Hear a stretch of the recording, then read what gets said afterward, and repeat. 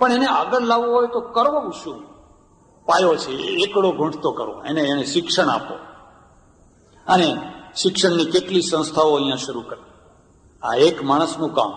હા, પછી સાથે ઘણા થઈ ગયા, પછી ઘણા લોકો સાથે થયા, થઈ જ જાય. પણ મૂળમાં કેન્દ્રમાં એક વ્યક્તિત્વ હોય તો, સૂર્ય હોય તો એને ઉપગ્રહો મળે, પણ સૂર્ય ના હોય તો કોઈ ગ્રહ કશું કામ ના કરે. મેં જોયું કે એમાં રાજનીતિજ્ઞ છે. એ રાજનેતાની જે દૃષ્ટિ, અમદાવાદના કસ્તુરભાઈ લાલભાઈ હોય કે ચિનુભાઈ બેરોનેટ હોય, પ્રભાશંકર પટણી હોય કે મંજાલ મહેતા હોય, આ માત્ર શેઠિયાઓ નથી, આ દીર્ઘદ્રષ્ટિવાળા રાજનેતાઓ પણ છે. કે કેવી રીતે આપણું આખું નગર શાંતિથી રહે, ભડકા ના બળે, હોળીઓ નથી કરવી, આપણે દિવાળી કરવી છે. બેયમાં અગ્નિ છે, દિવાળીમાં અગ્નિ છે, હોળીમાં અગ્નિ છે. પેલા જુદા જુદા દીવા છે ને આ બધા દીવા ભેગા કરો એટલે હોળી થઈ જાય. ભડકા કરવા તો બહુ સરળ છે, પણ ગામના 2-4 ઠરેલ માણસો હોય, 2-4 હિન્દુઓમાં હોય, 2-4 મુસ્લિમોમાં હોય, 2-4 બીજામાં હોય, કોઈ દિવસ ભડકો ના થવા દે. 4 માણસોના મુઠ્ઠીમાં આ બધી આખું ગામ હોય. પણ જો એ મુઠ્ઠી છૂટી ગઈ અને બીજાની મુઠ્ઠીમાં આખું ગામ થઈ ગયું તો ભડકા જ ભડકા. પછી અત્યાર સુધી દાહોદને એક પ્રેરણા, આટલા બધા માણસોએ પ્રેરણા લીધી. ગિરધર કાકા. હું એમને એથી વધારે એ પણ માનું છું કે મહાજન છે અને એ ગાંધીજીના કાર્યકર્તા છે. આ બધા ગુણો એમના એક સાથે એમાં મળેલા છે. અને જ્યારે આ બધા ગુણો એમનામાં મળેલા છે અને આજે 80 વર્ષ પાર કરી ચૂક્યા છે અને હવે સ્વૈચ્છિક નિવૃત્તિ, હવે વાનપ્રસ્થ નહીં, રિટાયર્ડ. અને રિટાયર્ડનો અર્થ શું છે? થાકીને બેસી જવું નહીં, પણ મજબૂત ખભા ઉપર પોતાનો ભાર સોંપી દેવો. એક વાત યાદ રાખજો, એવા કેટલાય ભાર છે જેને ઉચકનારો બીજો કોઈ ખભો મળતો નથી. હવે ખભા થાકી ગયા છે, ખોળે છે કે અમારો ભાર ઉચકનારો કોઈ મળે. મારો વારસદાર દશરથ રામને ખોળે છે. એવા ઘણા ભાર છે. કોઈનો ઘરનો ભાર, કોઈનો ફેક્ટરીનો ભાર, કોઈનો બીજો ભાર, કોઈનો ત્રીજો ભાર. હવે ભાર ફેંકી ના શકાય, તમે જવાબદાર માણસ છો, પણ કોઈ ખભો મળતો નથી. કોને આપવો? ગિરધરભાઈના અહોભાગ્ય છે કે એમના ભારને ઉંચકનારો એક ખભો નહીં, પણ સેંકડો ખભાઓ તૈયાર છે. હવે ખભા તો છે, પણ એવું ના થાય એ લીધેલો ભાર પાછો ધૂળ ચાટતો થઈ જાય તો એવા તો બધા છે. એમની એ વિશેષતા છે. એમનો એક બહુ મોટો ચાહક વર્ગ છે, એક પ્રેમી વર્ગ છે. અને આ જે એમનું નિર્માણ છે, મને આ જાણીને એ પણ આનંદ થયો. લગભગ 2.5 કરોડ રૂપિયા ખર્ચીને હોસ્પિટલનું આયોજન થઈ ગયું છે. દાહોદના માણસને જસલોક દોડવું પડે, કદાચ વાણિયા દોડે, શેઠિયાઓ દોડે. આ બેચારો આદિવાસી ભીલ ક્યાં જવાનો હતો? એની કિડની ખલાસ થઈ ગઈ હોય, ડાયાલિસિસ કરવા ક્યાં જશે? એને કોઈ તકલીફ થઈ હોય. દાહોદમાં એટલું સામર્થ્ય છે કે અમે અહીંયા જસલોક બનાવશું. અહીંયા અમારે મુંબઈ જવાની જરૂર નહીં. જરૂર પડે તો મુંબઈનો માણસ અહીં દોડતો આવે, ભાઈ દાહોદની હોસ્પિટલમાં જજો. આ કોઈ અશક્ય વાત નથી. સારો વહીવટ હોય, સારા ડોક્ટરો હોય, સારી વ્યવસ્થા હોય તો આ બધું શક્ય છે. અને આ બધા પ્રજા વિકાસના કાર્યો જોઈ અને મને થયું કે આ તો મારે જરૂર જવું જોઈએ, અને એટલા માટે હું આવ્યો. મને આવ્યાનું આનંદ છે. અને હું ઈશ્વરને પ્રાર્થના કરું કે 80 વર્ષ સુધી જે એક ધારી પ્રજાની સેવા કરવાની એમની જે તપસ્યા કરેલી, એ તપસ્યામાંથી તમે આપણે સૌ પ્રેરણા લઈએ. એ જ્યારે અહીંયા આવ્યા ત્યારે હું ઊભો થયો અને એમને મેં માન આપ્યું. અમારે સંન્યાસી માટે એવો નિયમ હોય, કોઈના માટે ઊભા નહીં થવા, આમ હાથ કરીને આશીર્વાદ આપવા. હું એ નિયમ નથી પાડતો. હું જાણું છું કે મેં ભગવા પહેરેલો સંન્યાસ છું, અને હજુ ખરેખર તો સંન્યાસનું હજુ ઠેકાણું નથી બરાબર. અને આ સફેદ કપડાની અંદર સંન્યાસી છે જે આટલી મોટી સંપત્તિને સમય રહેતા છોડી શકે છે. અમે તો અમારી એક લંગોટી ખોવાણી હોય તો બુમરાણ મચાવી દઈએ, ઘરે ક્યાં ખો ગયા. ત્યારે આ માણસ આજે 80 વર્ષની ઉંમરે પોતાનું બધું અર્પણ કરી શકે છે. એટલે સજ્જનો, દાહોદ એનું વ્યાપારી મંડળ, દાહોદના બીજા બધી સંસ્થાઓ અને બધા સંસ્થાઓની કેન્દ્રમાં રહેલા ગિરધરભાઈ શેઠ અને એમના દ્વારા થયેલા જે અનેકવિધ કાર્યો, આ બધા કાર્યોની બિરદાવલી રૂપ આપણે એમને થોડું બહુમાન કરીએ છીએ. એ ન કરો તો એ તો મહાન જ છે, એમની મહત્તામાં કશી આંચ આવવાની નથી. પણ આપણે નગુણા ના ગણાઈએ, આપણે કૃતજ્ઞ ના કહેવાઈએ, કૃતજ્ઞ કહેવાઈએ. એટલા માટે આ બધું કર્યું છે, અને કર્યું એની ધન્યતા છે. હું પરમેશ્વરને પ્રાર્થના કરું કે એમનું હજુ પણ આરોગ્ય સારું છે, અને હજુ ઘણા વર્ષો સુધી એ દાહોદને પ્રેરણા આપતા રહે. એમના પરિવારના સભ્યજનો, એમના પુત્રો વગેરે વગેરે જે કોઈ હોય, અને એમનો જે માનસિક પરિવાર, એમનો ઔરસ પરિવાર અને એમનો જે માનસિક પરિવાર છે, એ બધા એમની પાસેથી સારામાં સારો બોધ લે અને પોતાના જીવનને ધન્ય બનાવે, એવી પરમેશ્વરને હાર્દિક પ્રાર્થના. આભાર, ધન્યવાદ, હરિઓમ. સજ્જનો, પૂજ્ય સ્વામી સચ્ચિદાનંદજીની 200 ઉપરની જુદા જુદા વિષયો ઉપરના પ્રવચનોની કેસેટો તથા 25 ઉપરના પુસ્તકો છે. આપ સૌ વધુમાં વધુ આ કેસેટોને સાંભળો તથા સંભળાવો તથા પુસ્તકો વાંચો તથા વંચાવો, જેથી ધર્મ તથા સમાજમાં જરૂરી સુધારા થાય તથા જાગૃતિ આવે. સ્વામીજીની પ્રત્યેક કેસેટની પોતાના ઉપયોગ માટે નકલ કરવાની છૂટ છે. આપને જો અમેરિકા હોય તો મને બતાવજો. ઋષિને અને સૂફીને સંપ્રદાય ન હોય. સંપ્રદાય ઘરેડ છે. ગમે એટલો સારો માણસ હોય, પણ જ્યાં એ કોઈ ઘરેડમાં પડ્યો એટલે કોઈને કોઈ રીતે થોડો ઘણો નેરો માઇન્ડ થવાનો ને થવાનો જ. ગાંધીજીને કોઈ સંપ્રદાય નથી. ગાંધીજી છે ઈશ્વર અલ્લાહ બોલે, કલમા બોલી શકે, પ્રાર્થનામાં નમો અરિયંતાણમ બોલી શકે, બધું બોલી શકે, કોઈ વાંધો ના આવે. સંપ્રદાય પ્રથમ સ્ટેજ ઉપર જરૂરી હશે.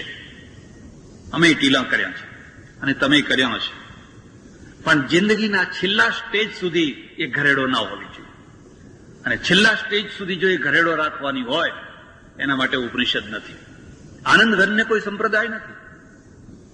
આનંદઘનને જો સંપ્રદાય હોત ને તો એ રાત્રે ઉપાશ્રય છોડીને ઉપાશ્રયમાંથી બહાર ના નીકળી ગયા હોય. અને જે એમણે પછી અદભુત ભજનો લખ્યા સૂફી જેવા, એ ના લખી શક્યા હોત. પછી તો પેલું ઘરેડનું ગાવાનું તો ગાવાનું, ગીત ગાવ. ઘરેડના માણસો, ઘરેડના બધા માણસો બધા ભેગા થઈને જય જયકાર કરે. રસ્તા માટે થોડીક ઘરેડ જરૂર છે, પણ એ ઘરેડો એટલી ઊંડી ના થાય કે તમારી ગાડી નીચેથી અડી જાય, ગાડી ચાલી જ ના શકે. બાકી થોડીક ઘરેડ હોય તો એના આપણને ખબર પડે કે અહીં રસ્તો જાય છે. એની ના નથી. એટલી ઊંડી થઈ ગઈ કે તમારી ગાડી જ ના ચાલી શકે, કારણ કે આખું બમ્પર અડી જાય, નીચેની બધી વસ્તુ. આ સંપ્રદાયો છે. ઉપનિષદ સંપ્રદાયોથી છોડાવીને સંપ્રદાય મુક્ત એક એવા લેવલે માણસને પહોંચાડે છે કે જ્યાં પહોંચ્યા પછી એ કહે છે કે સર્વમ ખલવિદમ બ્રહ્મ, સર્વમ ખલવિદમ બ્રહ્મ. આ બધું મારું છે. इधर भी तू ही है और इधर भी तू ही है, जिधर देखता हूं उधर तू है. એક મહામાનવ બનાવવાની વૃત્તિ. જ્યારે આ વૃત્તિ છે એટલે તમે બધા મહાપુરુષોમાં જોશો, ઠેઠ ઉપનિષદના ઋષિથી માંડીને મહાત્મા ગાંધીજી સુધી અને એ સિવાય બીજા બધા લોકો સુધી તો તમે જોશો કદી પણ એમ ઉપનિષદોમાં એવો આગ્રહ નથી કે તમે ઊભું ટીલું કરજો, કે તમે આડું ટીલું કરજો, કે તમે પીળું વસ્ત્ર પહેરજો, કે તમે ભગવું પહેરજો, કે તમે સફેદ પહેરજો. કોઈ આગ્રહ નથી. એ તો તમારી અંગત વાત છે. તમને ઠીક લાગે ઠીક, જે પહેરો હોય પાટલું પહેરો, કશો વાંધો નથી. પણ ઉપનિષદનો આગ્રહ શું છે કે તમારા અંતરની જે ચેતના છે એ ચેતના જાગવી જોઈએ. એ ચેતનાને જ્યાં બાહ્ય દોષો, ખાસ કરીને આપણા રાગ, દ્વેષ, ઈર્ષા વગેરે વગેરે દોષો આપણી ચેતનાને દબાવે છે, તો એ ચેતનાને બીજી રીતે સંપ્રદાય પણ દબાવે છે, તમારી ઘરેડો પણ દબાવે છે. તમને એમાંથી બહાર નથી નીકળવા દેતી, અને એટલે એમાંથી પણ એ છોડાવવા માંગે છે. એટલે અમારે ત્યાં જુદા જુદા સિદ્ધાંતો, વિચારો, મતો આવ્યા. એક મત એવો છે કે માણસે કર્મ કરવા જ જોઈએ. યાવત જીવે અગ્નિહોત્રમ જુહુયાત. માણસ જ્યાં સુધી જીવે ત્યાં સુધી એને સ્વાહા સ્વાહા અગ્નિહોત્ર કર્યા જ કરવું જોઈએ. મીમાંસકોનો આ સિદ્ધાંત છે. એક સિદ્ધાંત એવો છે સંન્યાસીને કર્મ માત્રનો ત્યાગ કરવો. કર્મ માત્રનો ત્યાગ, એને કોઈ કર્મ, ભિક્ષા સિવાય કોઈ કર્મ નહીં. સિદ્ધપુરમાં એકવાર વિશ્વ હિન્દુ પરિષદનું સંમેલન ભરાયેલું. અમે બધા સાધુઓ ભેગા થયેલા. પછી અંદર ચર્ચા ચાલી, બધા ભેગા થયા અને મૂળ પ્રશ્ન એ હતો, અત્યારે આપણા ધર્મ સામે શું શું પડકારો છે અને આપણે શું શું કરવું જોઈએ. યોગાનુયોગ સૌથી પહેલા માઇક મારા આગળ મૂક્યો અને મેં કહ્યું કે ભાઈ આપણે આપણા તીર્થો સુધારવા જોઈએ, આપણા મંદિરો સુધારવા જોઈએ, આપણી જીવન વ્યવસ્થા સુધારવી જોઈએ. બધી ઘણી વાતો કરી. અમારા એક વૃદ્ધ મહાત્મા હતા, એમને પછી કહ્યું કે ये सब गलत बात है, हमको भिक्षा के अलावा और कुछ नहीं करना चाहिए, करने धरने वाला भगवान है. કેટલું સરસ સમાધાન છે. હવે કરને ધરને વાલા ભગવાન હે તો આ ભિક્ષા એના ઉપર છોડી દો ને. જો કરને ધરને વાલા ભગવાન હે, ભિક્ષા એના ઉપર ના છોડાય તો પાછું જઈને કહી આવવાનું, બેન દહીંવડા બનાવજો જરા, હો ઘણા દિવસથી ખાધા નથી, બધા દહીંવડા બનાવજો.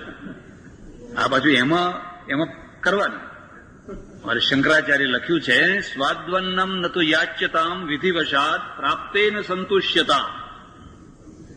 મૃત્યુ વખતે મરણ પધારી આ સ્તોત્ર લખ્યું છે. વેદો નિત્યમ અધીયતામ તદુદિતમ કર્મસ્વનુષ્ઠીયતામ સ્વાદ્વન્નમ ન તો યાચ્યતામ. કોઈના ઘરમાં જઈને કદી પણ સ્વાદુ અન્ન માગશો નહીં. વિધિવશાત પ્રાપ્તેન સંતુષ્યતામ. વિધિવશાત જે કંઈ એના ઘરમાં હોય એનાથી પણ સંતુષ્ટ થઈ જાય. પણ એ તો લખ્યું ભાઈ, તો લખ્યું. બીજાના માટે લખ્યું હોય એ આપણે કયા રાખવાનું, ને આપણા માટે લખ્યું હોય એને દબાઈ દેવાનું. ત્યારે આ એક બહુ મોટો મતભેદ. એમને કહ્યું કે આપણે કશું કરવાની જરૂર નથી, એ તો બધું થયા કરશે જે થતું હોય.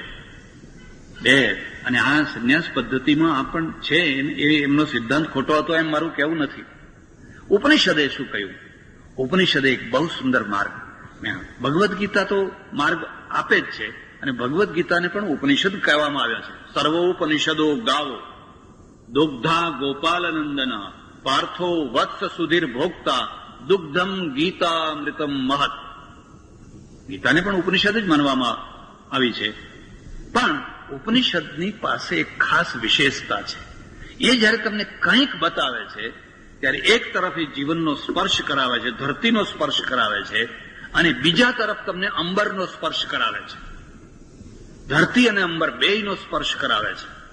એકલી ધરતી નહીં, ધરતી તો પશુઓ ચાલે છે, પણ બીજી તરફ એ અંબરનો પણ સ્પર્શ કરાવે છે.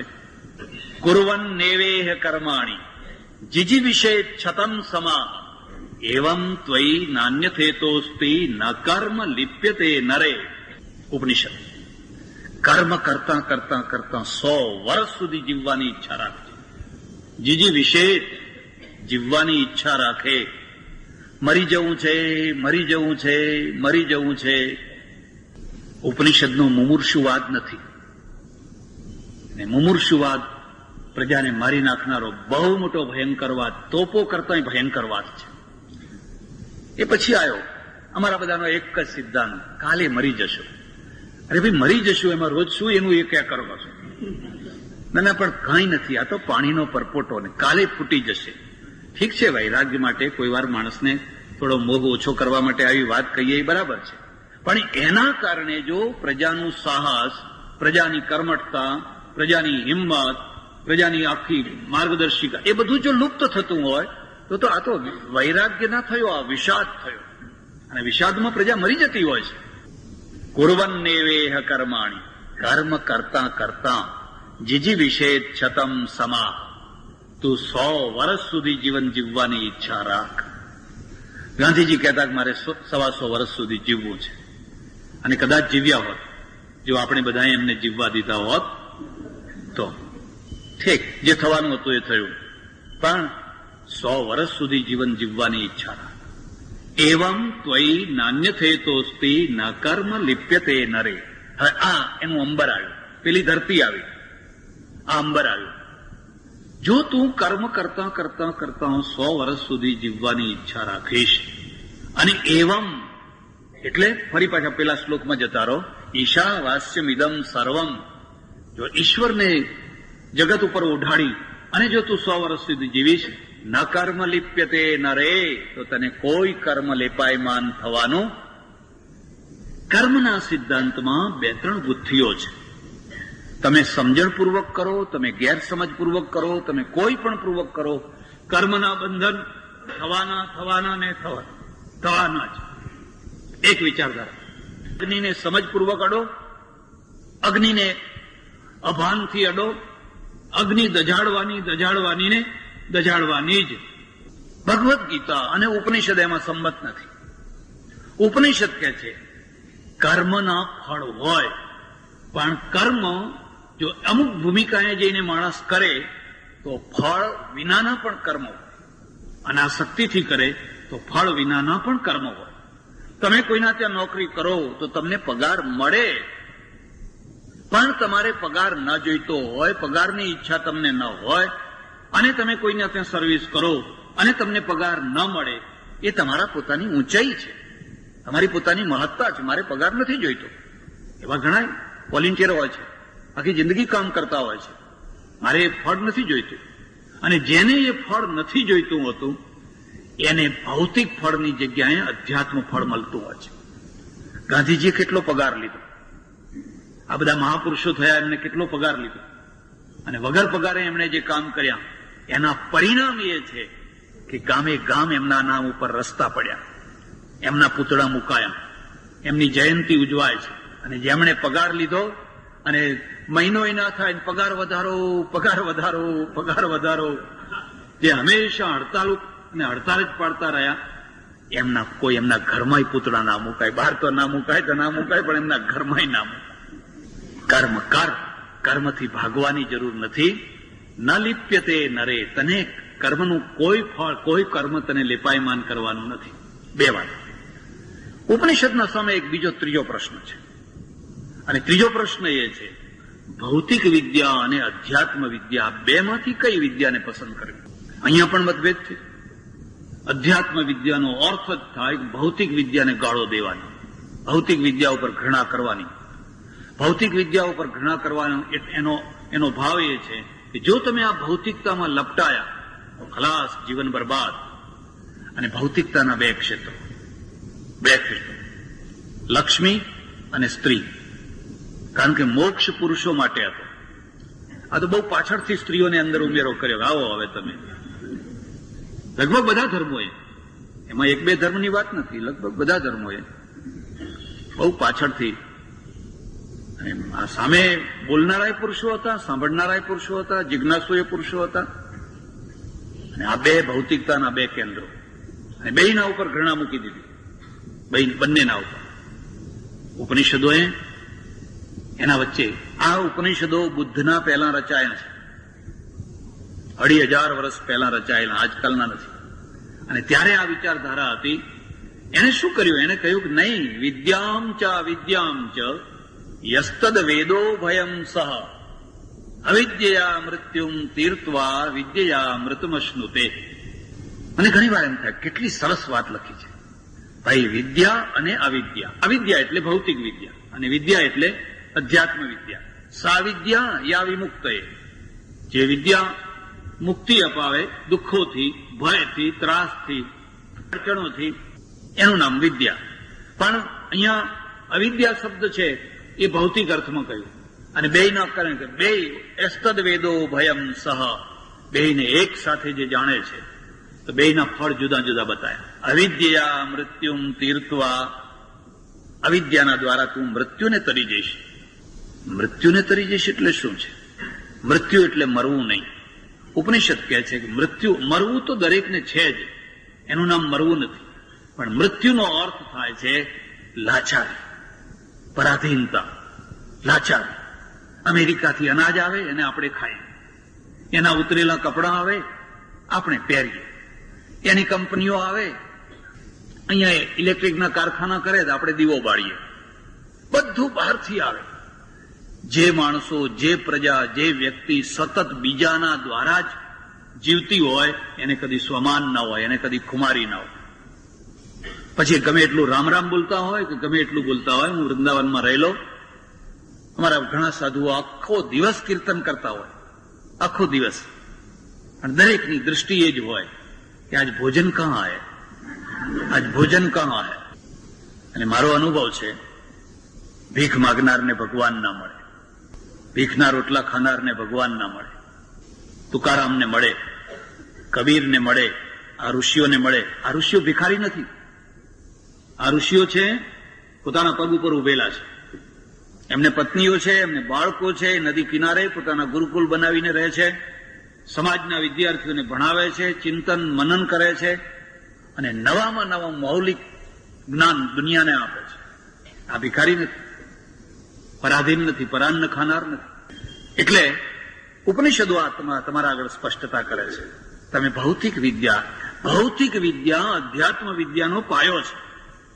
આપણી ભૂલ એ થઈ, આપણે ભૌતિક વિદ્યાને ઉખાડીને ફેંકી દીધી અને એના ઉપર અધ્યાત્મ વિદ્યાના શિખર ઉભા શરૂ કરવાના કર્યા. કદી ના થઈ શકે.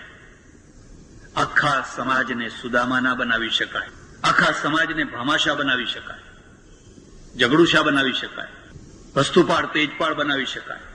અને આખો સમાજ જો ભામાશા થતો હોય કે વસ્તુપાળ તેજપાળ થતો હોય કે કુમારપાળ થતો હોય તો વાંધો શું છે?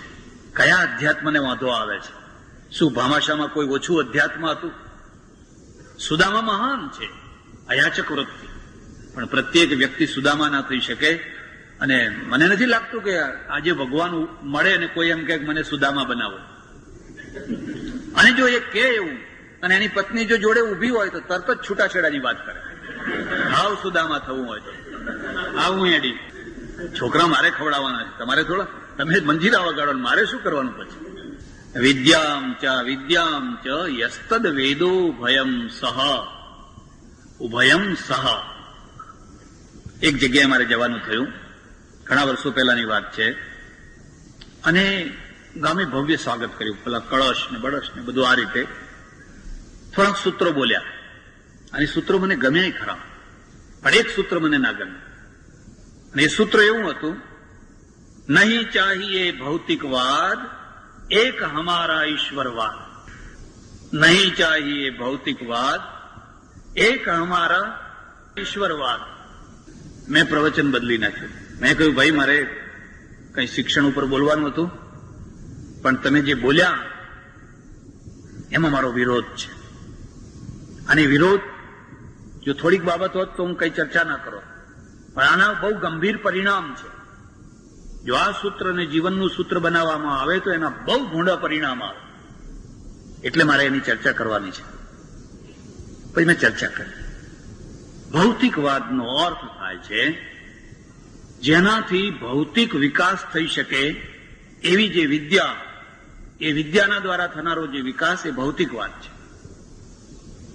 આ ગુજરાત જયારે મહારાષ્ટ્રથી જુદું થયું 1960માં, ત્યારે ગુજરાતની વસ્તી 2.5 કરોડ હતી અને આખા ગુજરાતનું અન્ન ઉત્પાદન 14 લાખ ટન હતું. 14 લાખ ટન. આપણે કંડલા બંદરે અમેરિકાની સ્ટીમર આવે અને એના ઘઉં ખાતા, એના રાતડિયું ખાતા, બધું બહારનું. આજે હમણાં 3 દુકાળ ગયા 2 વર્ષ પહેલા, ગુજરાતની વસ્તી 4.5 કરોડ ઉપર પહોંચી અને ગુજરાતનું અન્ન ઉત્પાદન 58 લાખ ટને પહોંચ્યું. 58 લાખ ટન. તેલીબિયા જુદા, કપાસ જુદો, ફલાણું જુદું, અને એ બધું વધ્યું. અને 58 લાખ ટનના કારણે હવે કંડલા બંદરે કોઈ સ્ટીમરની જરૂર નહીં, હવે અમેરિકાના ઘઉંની કોઈ જરૂર નહીં. કેમ? આપણે બાંધ બાંધ્યા, આપણે ટ્યુબવેલ કર્યા, ફર્ટિલાઇઝરના કારખાના કર્યા, આપણે બિયારણ શોધ્યા, આપણે ટ્રેક્ટરો લાવ્યા, નવામાં નવું આ બધું લાવ્યા. એનું આ પરિણામ છે. જો આ ના લાવ્યા હોત, જો આમાંનું કશું ના કર્યું હોત, એ આપણા જૂના બળદ, જૂનું હળ, એ જમીન મણ વાવો 5 મણ ઉગે તો ઉગે ને તો ના એ ઉગે. તો આ વસ્તી આજે 4.5-5 કરોડે પહોંચી જ ના હોય. આજે જે સંસ્કૃતિ નિયમનના જે પ્રશ્નો છે ને, એ પ્રશ્નો જ ના થયા હોત, લોકો આપોઆપ બધા એટલા માટે વધી. અને છતાં 1960માં જે ભૂખમરો હતો, 1995માં એ ભૂખમરો નથી. કારણ કે મારે ત્યાં અન્નક્ષેત્ર ચાલે છે અને મને ખબર છે ત્યારે અમારે કેટલી રસોઈ કરવી પડતી ને આજે કેટલી કરવી પડે છે.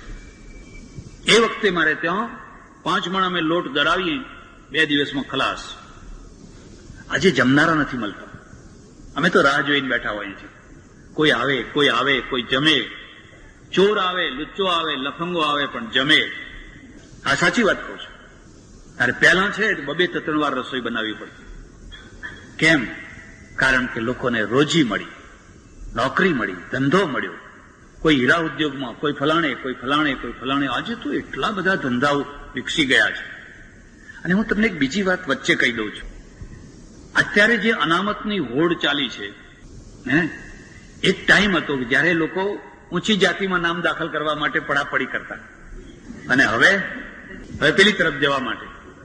તમારી વાત માનજો, કદાચ તમારી જ્ઞાતિને અનામતમાં સ્થાન ન મળ્યું હોય તો એને અનામતમાં નાખવાનો પ્રયત્ન ના કરતા. 50 વર્ષમાં, છેલ્લા 50 વર્ષમાં અનામતના ક્ષેત્રમાંથી એક પણ વિશિષ્ટ વ્યક્તિ નથી નીકળ્યો. મને બતાવજો નીકળ્યો હોય. એક પણ વ્યક્તિ કોઈ ક્ષેત્રમાં. માઇન્ડ નેરો માઇન્ડ થઈ ગયું. આવડો હોય ત્યારથી જેમ તેમ ભણી લો, જેમ તેમ પાસ થઈ જાઓ, જેમ તેમ દાખલ થઈ જાઓ, નોકરી તો મળવાની જ છે ને. આખું માઇન્ડ જ નાનું થઈ ગયું. અને જેને પોતાના જોરે ઊંચું આવવાનું છે એનું માઇન્ડ નાનું થયે ના ચાલે.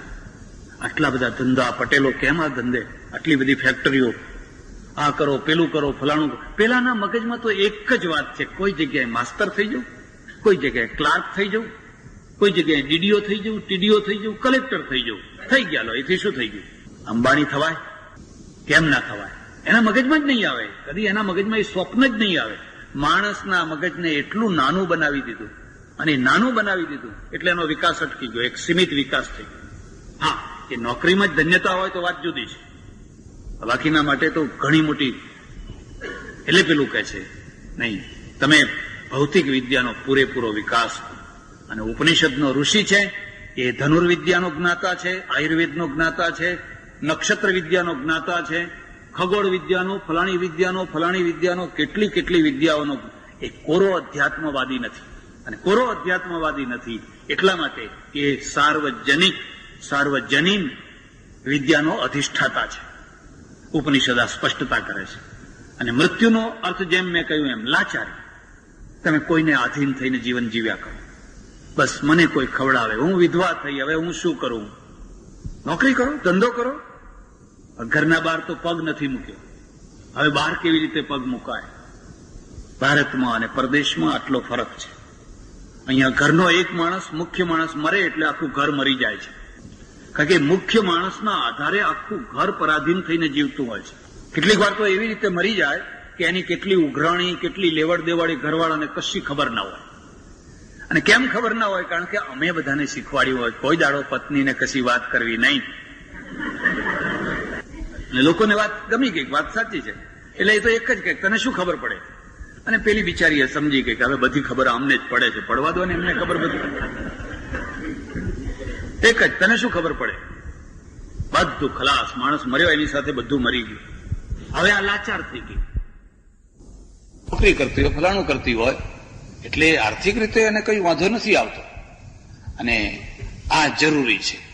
જીવનમાં સમાજ રચના એવી હોવી જોઈએ કે જેથી ઓછામાં ઓછા લોકો લાચાર જીવન જીવતા હોય.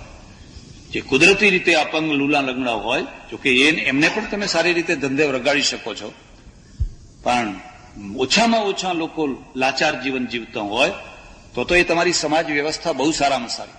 પણ જ્યાં લાચાર માણસોનો ઢગલો કરી દીધો હોય, ચારે તરફથી બધા લાચાર જ લાચાર બનાવી દીધા. ખાનદાન કુટુંબની અંદર જો પુરુષ મર્યો હોય તો 1 વર્ષ સુધી તો એની પત્નીએ ખૂણો પાડવાનો. એ ઘરમાંથી બહાર ના નીકળી શકે, કારણ કે ખાનદાની છે. વિદ્યામ ચ યસ્તદ વેદો ભયમ સહ અવિદ્યા મૃત્યુમ તીર્ત્વા. તું લાચારીથી છૂટી જા. હવે આપણે અમેરિકાના કપડાં નથી પહેરવા, એમનો ઉતરેલો પાવડર નથી જોઈતો, એમનું ઉતરેલું બટર ઓઇલ નથી લેવું, એમના ઘઉં નથી ખાવા. હવે આપણે અહીંથી અનાજ બહાર કાઢી શકીએ છીએ. તમારી પાસે એટલી તાકાત છે, એટલી ક્ષમતા છે. અને મને વિશ્વાસ છે જો દેશ સાચી દિશામાં પ્રગતિ કરે તો આવનારા વર્ષોમાં આપણા ઉતરેલા કપડાં આપણે બીજાને મોકલી શકીએ. લો બી તમારે જોતા હોય. આ સંભવ નથી. અમેરિકામાં ટીવીના ઇન્ટરવ્યુમાં એક એક માણસે મને પૂછ્યું, ઇન્ટરવ્યુ લેનારાએ, ભારતની ગરીબી વિશે તમારે શું કહેવું છે, ભારતની ગંદકી વિશે તમારે શું કહેવું છે? મેં કહ્યું, ગંદકીની અમને શરમ છે અને એક વાસ્તવિકતા છે, સાચી છે, મારે એનો બચાવ નથી કરવો, પણ મારે ગરીબી વિશે જરૂર કહેવું છે. અને કે શું કહેવું છે? મેં કહ્યું, મારા દેશમાં 2 અમેરિકા વસે છે, 2 અમેરિકા. અને કે કેવી રીતે? અમેરિકાની વસ્તી કેટલી? અને કે 24 કરોડ. મારા દેશમાં 90 કરોડમાંથી 48 કરોડ માણસો અમેરિકાના 24 કરોડ માણસોના સ્ટાન્ડર્ડ કરતા ઊંચું જીવન જીવે છે. આ 48 કરોડ માણસો છે એ અમેરિકાના સ્ટાન્ડર્ડ કરતા ઘણું ઊંચું જીવન જીવે છે. આરસીસીના મકાનમાં રહે છે, એમને ગાડીઓ છે, એમને નોકરો છે, રસોયા છે, કામવાળીઓ છે, એમના કપડાં બીજા ધોઈ આપે છે, એમના બૂટ બીજા પાલિશ કરી આપે છે, પછી 50 તોલા સોનું છે, બેંક બેલેન્સ છે. અરે અમારા ઘરમાં તો 12 મહિનાની ખાંડ પડી હોય છે, 12 મહિનાનું તેલ ભર્યું હોય છે. તમારા ઘરમાં તો 8 દાડાની નથી હોતું, બહુ તો 8 દાડાની. મને કે બરાબર. મેં કહ્યું, તમે જે ભારત બતાવો છો એ પેલા 30 કરોડ વાળું બતાવો છો, ઉકેડા ફંફોસનારું છે ને, એ તમે ટીવી ઉપર બતાવ્યા કરો. પણ આ 48 કરોડ તમે કોઈ દાડો? અમે અમેરિકા કરતા 1/3 જમીનમાં રહીએ છીએ અને 90 કરોડ આટલી મોટી વસ્તી છે અને છતાં અહીંયા 2 અમેરિકા વસે છે. તમને અમારી અમીરી નથી દેખાતી? હા, ભારત જયારે આઝાદ થયું ત્યારે આખા દેશની અંદર 33 કરોડ વસ્તીમાં માત્ર 25 લાખ વસ્તી આરસીસીના મકાનમાં રહેતી હતી. અને આ આખા આવડા મોટા અમદાવાદમાં 5-10 ગાડીઓ, 25 ગાડીઓ માંડ હશે. આજે તમે જુઓ તો ગાડીઓ જ ગાડીઓ, ગાડીઓ જ ગાડીઓ. અમે 45 કરોડને અમેરિકાની કક્ષાએ પહોંચાડી દીધા છે. આ સરકારને જો 30 વર્ષ પહેલા જો સદબુદ્ધિ સૂજી હોત અને આ સમાજવાદના રવાડે ના ચડ્યા હોત, આ રશિયાના રવાડે ના ચડ્યા હોત, તો આ 45 કરોડની જગ્યાએ અત્યારે અમે 60-70 કરોડ આ સ્ટાન્ડર્ડ ઉપર જીવતા હોત. 60-70 કરોડ માણસો. એ લોકો કહે છે, બિલકુલ સાચી વાત તમે કહો છો. મેં કહું, ભાઈ સાચી વાત તો છે, પણ તમે એને પેપરમાં ને તમારા ટીવીમાં જગ્યા આપો ત્યારે ને તમે તો એક જ વાત, ભારત પુઅર દેશ છે, પુઅર દેશ છે. એટલે અમારી અમીરી તો તમે જુઓ. રાતના 12 વાગે કોઈ ગામડામાં જઈને કોઈ પટેલનું ઘર ખખડાવી જુઓ ને, એ 12 વાગે પટલાની બહાર આવી અને ખાટલો પાથરી આપશે. એ હોટલ નહીં બતાવે, મોટેલ નહીં બતાવે, ભેંસ દોઈ અને રાત્રે તને દૂધ પીવડાવશે. ઉપનિષદો સમૃદ્ધિના વિરોધી નથી. ઉપનિષદ ત્યાગ માને છે, પણ ઐશ્વર્ય સાથેનો ત્યાગ, ઐશ્વર્ય વિનાનો ત્યાગ નહીં, ઐશ્વર્ય સાથેનો ત્યાગ, ભામાશાનો ત્યાગ. બધા જ સુદામા હોત તો પ્રતાપને કોણ આપોત? ભામાશાનો ત્યાગ, જનકનો ત્યાગ. અને એ રીતે ઉપનિષદો બિલકુલ સ્પષ્ટ છે. વિદ્યા મૃતમશ્નુતે, વિદ્યા મૃતમશ્નુતે. હા, પછી અધ્યાત્મ વિદ્યા. તારું ઘર આલિશાન જાહો જલાલીથી ભરેલું છે, આરસપાનના ભલે ને સારા સોફા બોફા બધું ભલે રહેતું હોય, એનો કોઈ વાંધો નથી, પણ અંતરની અંદર એક અધ્યાત્મ વૃત્તિ. અને એ વૃત્તિ શું કરશે? એ વૃત્તિ આ સંસારના જે રાગ દ્વેષ, જે ચડ ઉતર, હાર જીત, પછડાટ, આઘાત પ્રત્યાઘાત, એ બધામાં તને સમત્વમ, સ્થિત પ્રજ્ઞ, આ બધી સ્થિતિ આપશે. આવું કદી ન બને કે તમે કોઈ એક પોઝિશનમાં જાઓ અને તમને આઘાત વિનાનું જીવન મળે, એવું કદી ન બની શકે. ઝોપડામાં આઘાત લાગે છે અને બંગલામાં લાગે છે. જય પરાજય બધે જ રહેતો હોય છે. આઘાત તો લાગવાનો જ છે. કોણ બચાવશે એમાંથી? સૌથી મોટામાં મોટો આજે રોગ અમેરિકામાં અને આપણા દેશમાં પણ ડિપ્રેશનનો છે, ખાલીપણાનો છે, વેક્યુમનો છે. બસ બધું છે, પણ માણસના જીવનમાં રસ નથી. મેં જોયું છે કેટલાક બંગલામાં રહીને સુકાઈ જતા હોય છે, બિલકુલ સુકાઈ જાય, કે બંગલાની દિવાલો એમને ચૂસી લેતી હોય છે. કેમ ચૂસી લેતી હોય છે? પુષ્ટિ નથી, કોઈ આવકાર આપનાર નથી, કોઈ એમ કહેનાર નથી થોડોક ચા પીવો ને, તમારી મેળે બનાવીને પીવો હોય તો પી લો, ના પીવો તોય વાહ વાહ. ચારેય તરફ પૈસા છે, બેંક બેલેન્સ છે, બધું છે, પણ જીવન નથી. કેટલાક લોકોને મેં જોયા એ ઝૂંપડાની અંદર પણ લુખ્ખો રોટલો ખાતા હોય તો આ એકબીજાને ખવડાવીને ખાતા હોય. મારા સમ ખાવ આવું કરી અને હૃષ્ટપુષ્ટ આનંદથી જીવતા હોય. એટલે ઉપનિષદ કહે છે આઘાત વિનાનું જીવન હોય જ.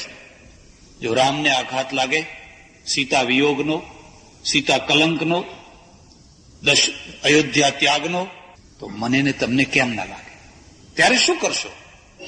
એક બીજી વાત યાદ રાખજો, આંતરિક પ્રશ્નો છે એને માત્ર ભૌતિકતાથી ઉકેલી નથી શકાતા. ગરમી લાગતી હોય તો પંખો ચાલુ કરી શકાય, ગરમી લાગતી હોય તો એસી ચાલુ કરી શકાય, પણ અંદરથી જે બધા પ્રશ્નો ઉભા થયા છે એમાં તો એસીમાં ઊંઘ નહીં આવે, પંખામાં ઊંઘ નહીં આવે. 36 પકવાન છે, કોણ ખાશે? એ આંતરિક પ્રશ્નોનો ઉકેલ અધ્યાત્મ વિદ્યા છે. અને એટલે એમાં લખ્યું છે અવિદ્યા મૃત્યુમ તીર્ત્વા વિદ્યા મૃતમશ્નુતે. એ વિદ્યા એક એવી છે કે આ બેલેન્સને સાચવી શકે, તમારી પ્રજ્ઞાને, તમારા કાંટાને, એ જય પરાજયમાં તમને એક બેલેન્સ રાખી શકે ને તમે એ આઘાતને સહન કરી શકો. વાલો મરી ગયો એનો આઘાત સહન કરી લઈ શકે. પત્ની મરી ગઈ, પતિ મરી ગયો, એને એ તો એવું બને જ નહીં કે કદી ના મરે. મારે તો એક ગોર ને ગોરાણી આવે મોટી ઉંમરના, 75-80 વર્ષના, બે ભલા માણસો. પેલા ગોરાણી છે ને એ મને કે બાપજી ગમે એમ કરો પણ આ ગોર મારા પહેલા જાય એવું કરો એમ. કેમ? કઈ એના મનમાં દુર્ભાવ નહીં. મેં કહ્યું કેમ? મને કે એટલા માટે કે એ તો તીખું મરચું છે ને હું નહીં હોઉં તો એમને કોણ સંભાળશે?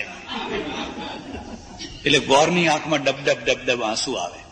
મને કે બાપુ ખરેખર સાચું કે છે હો, આખી જિંદગી મેં મરચું થઈને જીવન જીવ્યો છું અને આણે મારા બધા કામ કર્યા છે, અને જો આ પહેલા ગઈ તો પછી મારે દિવસ કાઢવા. અને બન્યું એવું, ગોર પહેલા ગયા. મેં કહ્યું તમારી ઈચ્છા પૂરી થઈ ને? કે હા. મને કે અને આ એક બીજી વાત પણ યાદ રાખવા જેવી છે, સ્ત્રી જેટલા વૈધવ્યને ખુમારીથી પાર કરી શકે છે, પુરુષ એટલા વિધુરપણાને પાર નથી કરી શકતો. પુરુષ બહુ જલ્દી થાકી જતો હોય છે, અને એટલે એ તરત જ કંઈક જોતા રહેજો ને એમ કે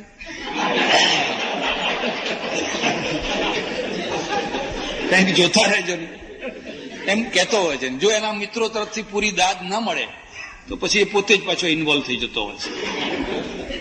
સ્ત્રી ભર યુવાનીમાં વિધવા થઈ હોય પણ એ બહુ ખુમારીથી વૈધવ્યને પાર કરી શકતી હોય છે, કારણ કે પરમેશ્વરે એના અંદર એક સહન શક્તિ મૂકેલી છે. પણ છેલ્લી વાત કહું અને વાત પૂરી કરી દઉં. ઉપનિષદોએ છેલ્લે એક બહુ સરસ વાત કરી છે. શું સત્યને કોઈ જીવનમાં સ્થાન છે? જાપાનનો એક માણસ અમેરિકા ગયેલો 40-45 વર્ષ પહેલા, અને એક હોટલમાં જઈને એને સુટકેસ મૂકી બુક રૂમ કરાવીને રૂમમાં બધું કરીને ગયો બહાર ફરવા. 1.5-2 કલાક પછી એ પાછો આવ્યો, એનો સુટકેસ કાઉન્ટર પાસે પડેલો. મેનેજરે કહ્યું સોરી, મારી આખી હોટલના માણસોએ વિરોધ કર્યો છે કે આ પીળા માણસને અહીં રાખો, આ ગોરા માણસોની હોટલ છે અને ગોરા માણસની હોટલમાં પીળા માણસને અહીં નહીં રાખવાનો, નહીં તો અમે બધા જતા રહીશું, એટલે તમે બીજી કોઈ હોટલમાં જાઓ. અહીં તમને કેટલો કલર બાર હતો, કેટલો વર્ણભેદ હતો, અને એની બેગ લાઈન મૂકી દીધી, લો તમારા પૈસા પાછા લઈ લો અને તમે બીજી કોઈ હોટલ ખોલી લો. આવું તો આપણા સાથે ઘણાના સાથે થયેલું. એને કહ્યું કશો વાંધો નહીં, અમારી બેગ ભલે અહીં પડી હોય કે નહીં, અહીં નહીં, તમે ગમે તે કરો પણ અહીં નહીં, મને એક ટેલિફોન કરવા દેશો? કે હા. એને અમેરિકામાં વોશિંગ્ટન ડીસીમાં એનો જે રાજદૂત જાપાનનો એને ટેલિફોન કર્યો અને એને કહ્યું કે આ હોટલમાંથી મને કાઢી મૂક્યો છે અને મારી બેગ રોડ ઉપર પડી છે, અને આ મારું અપમાન નથી, જાપાનની તમામ પ્રજાનું અપમાન છે. અને પેલા રાજદૂતે કહ્યું ભલે એ રોડ ઉપર ભલે તમારી બેગ પડી હોય, તમે થોડો ઉભા ત્યાં પ્રતીક્ષા કરો, ત્યાં જ ભલે તમારી બેગ પડી હોય. અને વાયરલેસ જોડ્યો, ટેલેક્સ કર્યો જાપાન, ટોક્યો, અને ટોક્યોના વિદેશ મંત્રીને કહ્યું એક જાપાનીની બેગ રોડ ઉપર પડી છે, એને હોટલમાંથી કાઢી મૂક્યો છે, બોલો શું કરવું છે? આજે તો વિજ્ઞાનનો યુગ, ચપટી વગાડતા આ બધું થઈ શકે. એને કહ્યું ધીરજ રાખો, શું કરવું એ અમે બતાવીએ છીએ, ધીરજ રાખો. એણે તરત જ જે રેડિયો ઉપર જે ફ્રીક્વન્સીઓ જે કામ કરતી હતી એને રોકીને એને તરત જ આખા રેડિયો ઉપર જાહેરાત કરી દીધી. જાપાનની એક હોટલમાં જેટલા અમેરિકનો ઉતર્યા હોય એ બધાની બેગો લઈને રોડ ઉપર મૂકી દો, એમને રોડ ઉપર કાઢી મૂકો. આખા જાપાનની અંદર બ્રોડકાસ્ટિંગ કરી દીધું. હું વિદેશ મંત્રી ઓર્ડર આપું છું કે જે કોઈ નાની મોટી હોટલની અંદર જેટલા અમેરિકનો હોય એમની બધાની બેગો રોડ ઉપર મૂકી દો, કોઈને હોટલમાં ના રહેવા દો. અને જાપાની પ્રજા, ખુમારીવાળી પ્રજા, રાષ્ટ્રભક્તિવાળી પ્રજા, 10 મિનિટમાં તો બધા અમેરિકનો રોડ ઉપર. હાહાકાર મચી ગયો. અમેરિકનોએ રાજદૂતને ફોન કર્યો કે અમારું આવું અપમાન કર્યું છે. રાજદૂતે વિદેશ મંત્રીને કહ્યું કે આ શું થયું તમારા દેશમાં, અમારા અમેરિકનોને રોડ ઉપર મૂકી દીધા છે? એને કહ્યું હા, મારો એક માણસ તમારા અમેરિકાની અંદર રોડ ઉપર ઉભો છે. જો આમને હોટલમાં પાછા લેવડાવવા હોય તો પેલા માણસને માફી માગીને પહેલા લેવડાવો. અને અમેરિકાના રાજદૂતે અમેરિકાના વિદેશ મંત્રીને કહ્યું કે વહેલામાં વહેલા એને લઈ લો હોટલમાં. 1.5 ને 2 કલાક થતા તો હોટલ ઉપર તાર આવ્યો કે એને માફી માગીને પાછા લઈ લો. અને મેનેજર આવી અને કહે છે સોરી, માફ કરજો, હો, ચાલો તમારો રૂમ તૈયાર છે અને અમે તમને માનપૂર્વક રાખીએ. પ્રજાએ પ્રશ્નનું સમાધાન કર્યું કે ના કર્યું? એનો આનંદ કેટલો આવે? એનો આનંદ આવે, એનું નામ આનંદ કહેવાય. તમે પ્રશ્ન સામે જજુમ્યા અને જજુમીને વિજય મેળવ્યો અને એ પ્રશ્નને સોલ્વ કર્યો, બસ હવે તમને આનંદ છે. આજે આનંદ છે ને ત્યારે આનંદ છે. પણ તમે નીચું મોઢું કરીને બેગ લઈને આ હોટલ ને પેલી હોટલ ફર્યા હોત, રાજદૂતના પાસે ગયા હોત, રાજદૂત કે હું શું કરું, હું શું જાણું, પેલાના પાસે ગયા, થાકીને અંતે કંઈક સમાધાન કરી લીધું હોત તો એનો આનંદ તમે મેળવી શક્યા હોત. એટલે પ્રજાના પાસે જે 4 પ્રશ્નો, એમાંનો જે પહેલો પ્રશ્ન હતો એ રાજકીય પ્રશ્ન હતો. તમારે સ્વમાનથી જીવવું છે, ખુમારીપૂર્વક જીવવું છે પોતાના દેશમાં. એટલે આ પહેલો પ્રશ્ન. પણ કયા એવા આચાર્યો થયા, કયા એવા સંતો થયા જેમણે તમને રાજકીય હેતુ માટે લડાવ્યા હોય, જેમણે તમારા મગજની અંદર રાજકીય ખુમારી ભરી હોય? આંગળીના વેઢે ઘણા એવા 1, 2, 4, બાકી બધા એક જ કક્કો ઘૂંટાવે રાખે.